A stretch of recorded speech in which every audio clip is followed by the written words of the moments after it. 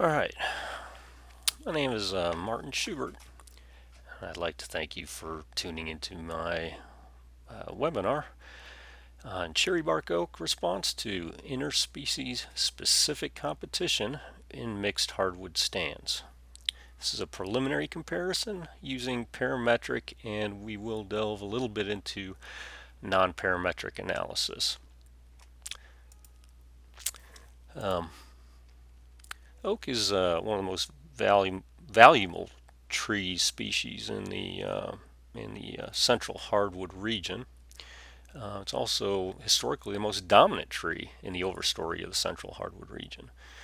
Yet, it's not consistently regenerating, especially on better sites, which is where we would like it to.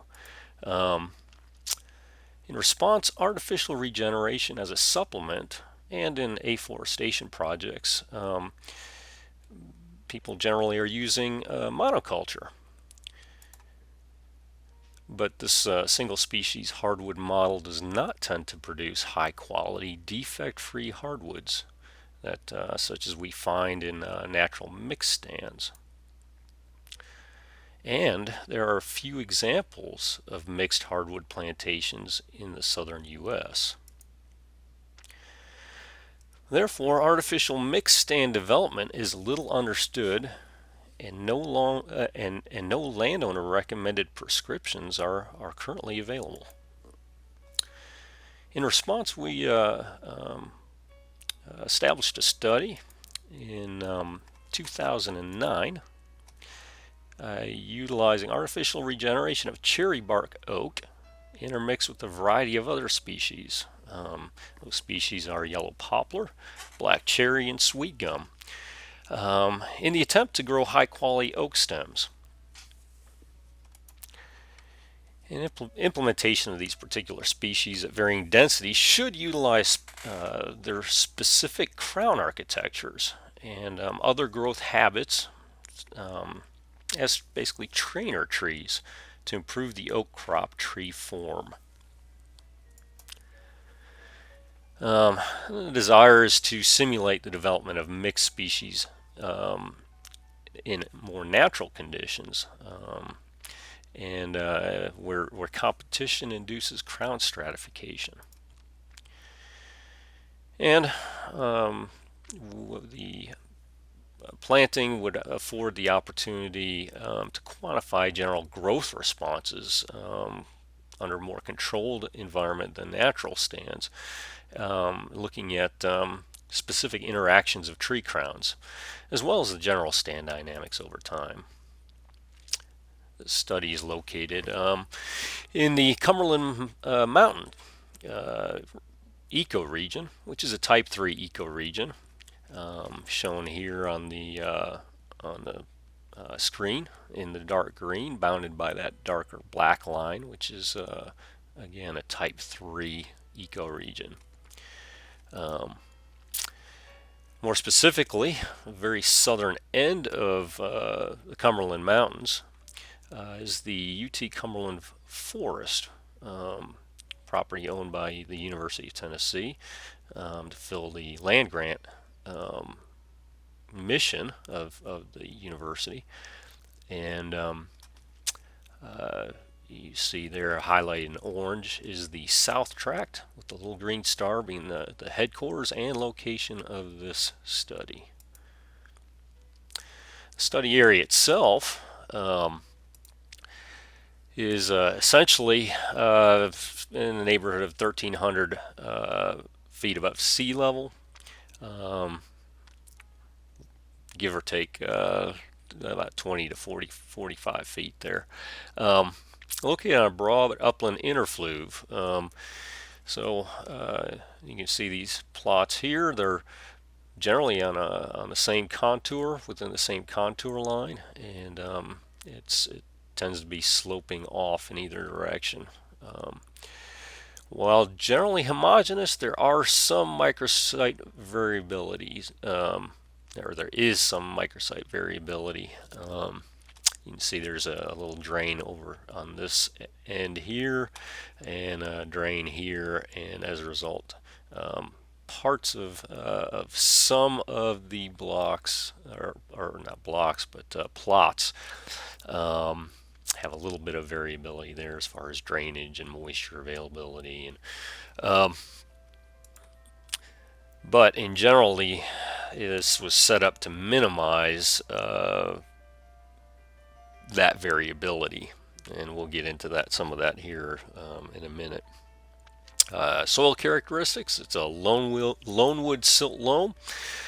Again, fairly flat, 2 to 5% slopes, and tends to be well drained with moderate permeability and a high available water capacity. The pH is to the acidic side, and one of the things that separates the Cumberland Mountains from the Cumberland Plateau is some of the depths of the soils, and as well as the consistent slopes. And but the underlying strata, the Pennsylvania sandstone, is of a younger nature than that on the plateau. Climate characteristics. The average annual precipitation is anywhere from 50 to over 60 inches. You can see there record yearly precip. You have minimum of 39.44 inches and a maximum of 82.88 in 1958 and 1973, respectively. The frost-free days, I have it listed as 283. That's taken. It's a non-standard method of deriving that number, but I don't want to belabor that point. Generally, it's somewhere in the neighborhood of 190, but these numbers were taken from a 30-some year long climate study right here on the Cumberland Forest headquarters. January min and maximum temperatures range anywhere from 27.5 and 45.9 in January. July temperatures, the mean, minimum, and maximum are 63.2 and 80.6. All right, site productivity. This is taken from Smalley's land classifications. You can see white oak site index at 75, northern red 80, sweet gum, which is up there for a reason, is 90, and yellow poplar is 100. That's those study estimates are pretty good. Because right here on that site, this is a picture taken of a former plantation on that site of white pine, and it was in the 90s. The site index was in the 90s for these white pine, and so Smalley's land classification system is pretty dead on there. All right, well, going back to our plot design here. We have 3 spacings. Again, the delineated branching pattern here that is there to denote that it's a cherry bark oak, and then just the little circles are a variety of other species. There's a 10 by 10 planting plot, and the plot size is roughly about a quarter of an acre, just shy of a quarter of an acre, with 25 cherry bark oak, basically 5 by 5, and then the trainer species, whichever species that go in this plot, would be either yellow poplar. So those little dots would be yellow poplar stems, or if it's a sweet gum block, they would be sweet gum, or black cherry if it's a black cherry. For a grand total for the 9 10 by 10 plots would be 288 of each trainer species, and 225 for the cherry bark oak. Grand total in the 10 by 10 spacing is 1,089. So you can see that the trees are planted at a 10 by 10, not the cherry bark oak. So that's an important distinction to make. Okay, so we have the 8 by 8 planting, and there are the associated numbers for that. And then here is the 6 by 6 planting.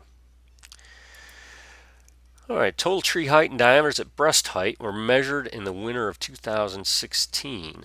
So after 7 growing seasons, and looking at a section of the whole experimental data for cherry bark oak alone. So we're just looking at the cherry bark oak right now.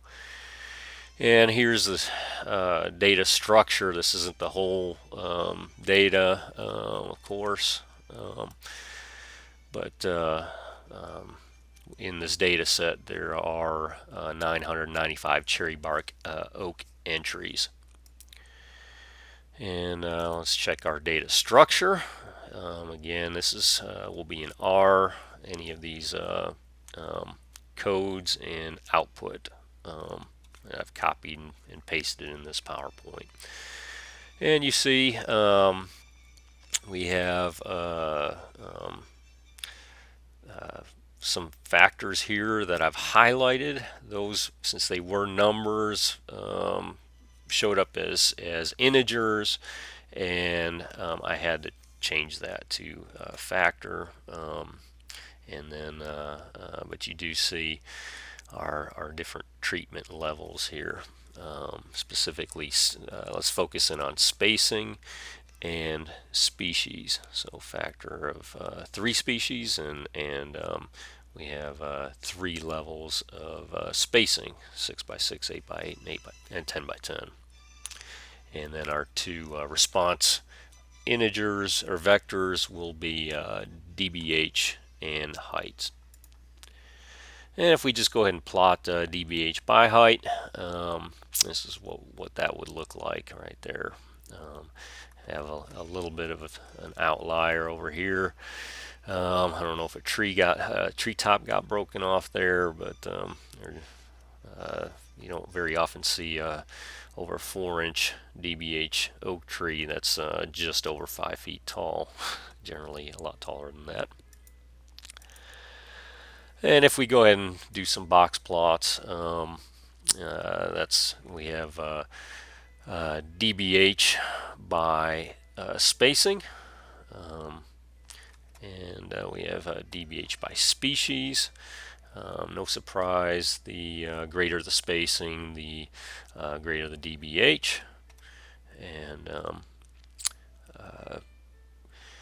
And then here you see somewhat of a decline in dBH for poplar as compared to especially black cherry and maybe even sweet gum. Whether or not that's statistically significant, I guess we'll have to find that out. And if we go ahead and plot tree dBH by species and spacing, that's what this box plot looks like here. So again, you can see kind of a repeating trend here with across species by spacing, that increase there, and here. Okay, and here are our heights. Basically doing the same thing. Not as much of the same pattern. But again, at this point, we don't know if any of this is statistically significant or not. So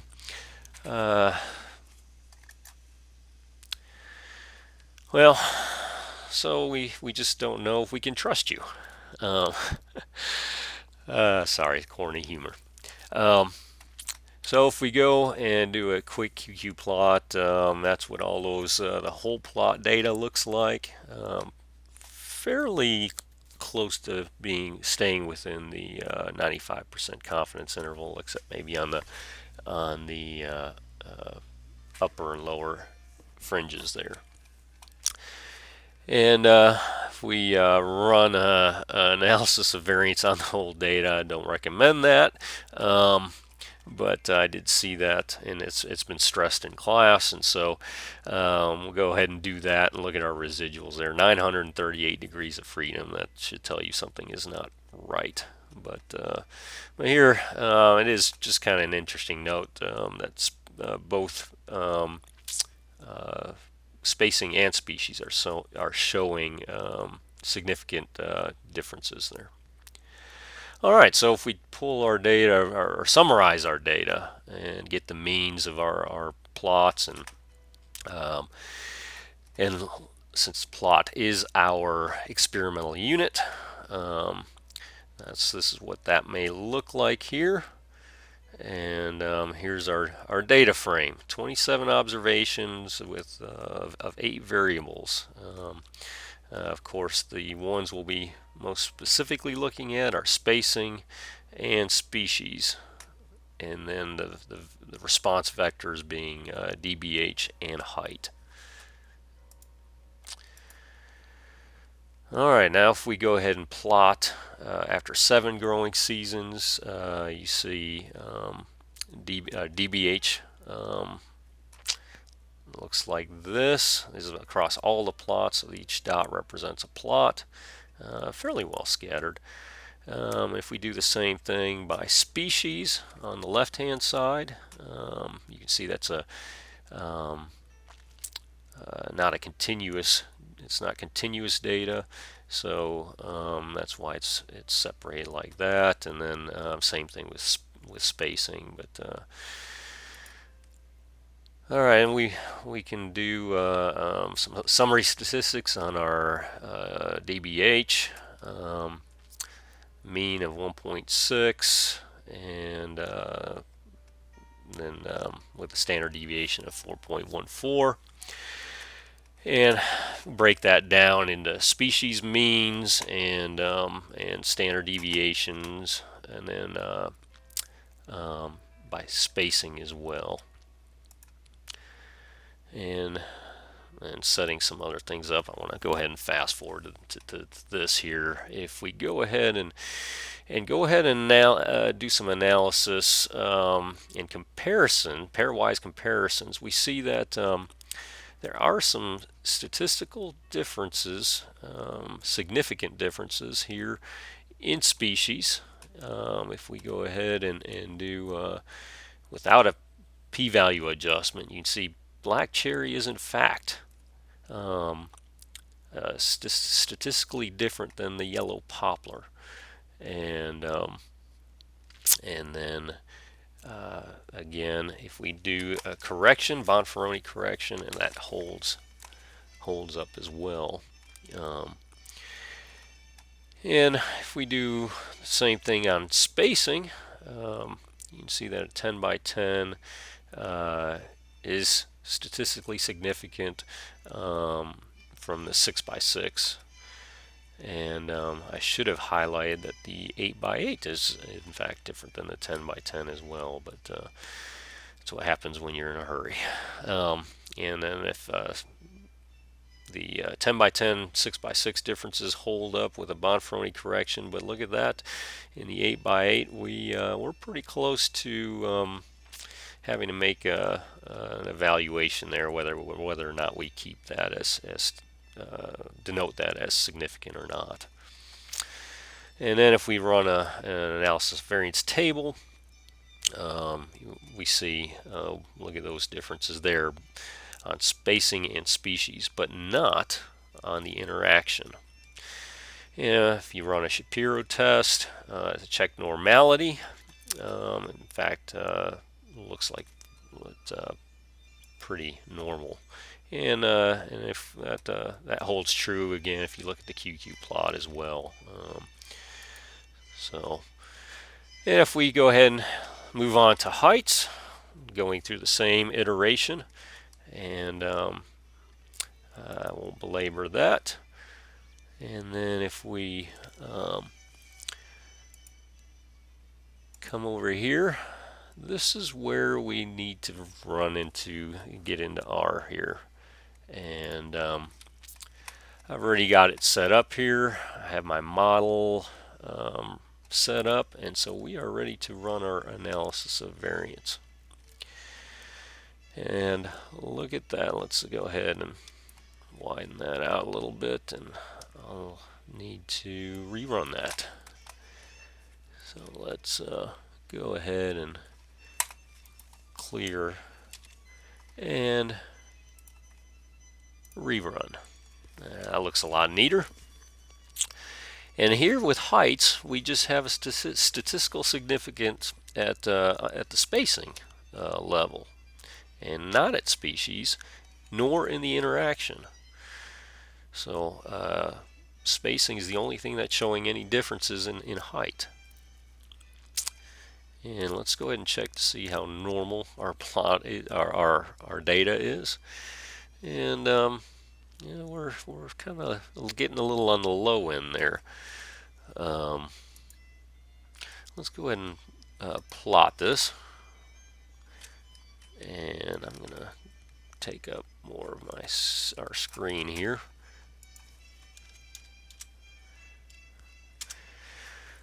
All right, let's back up. Here's our residual plot. It's looking interesting. And the QQ plot doesn't have the confidence interval on there, so let's go ahead and run that as well. And it's actually looking pretty good. We'll just come down here, and so we've gone ahead and run our. I'm going to go ahead and run the ANOVA one more time, and just so we have that data right there at our fingertips. Now, if we were to say, okay, wait a second, this is it calls for a non-parametric analysis, then we would have some options here, and I've gone ahead and set that up for given our lack of time.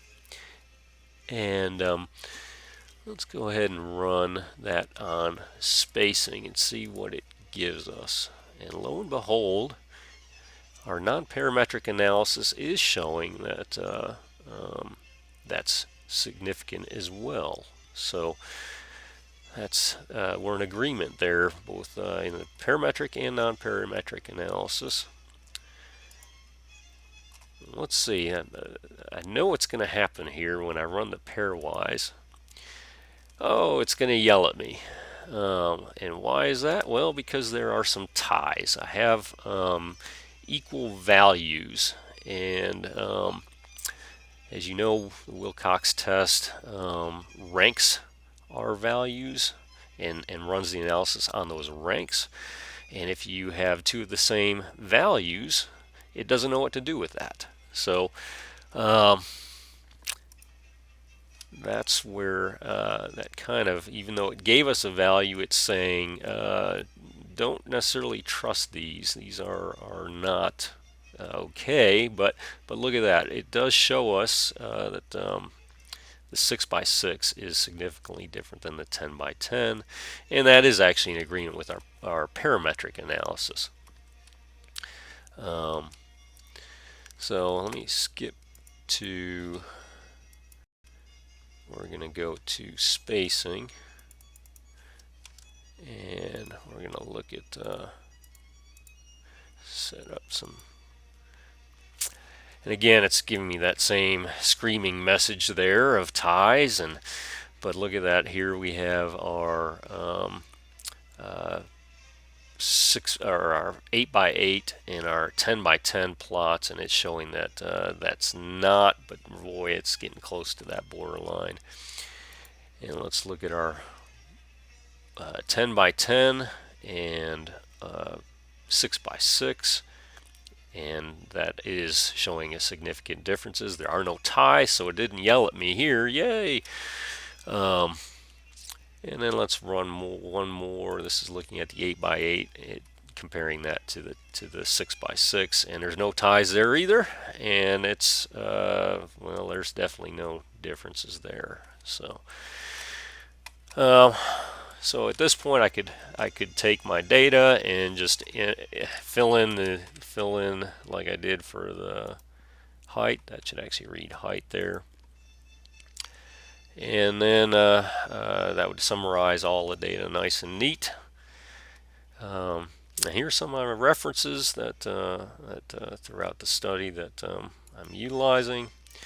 And if you have any questions, feel free. I don't know if it's okay to do this in a video, but since I've never posted, I don't know. But this is my office number and email, so not necessarily be able to answer anything, but I'd give it a shot. I can always refer you to Dr. Zobel. So, and with that, hope I didn't put you to sleep. Thank you for watching. Bye.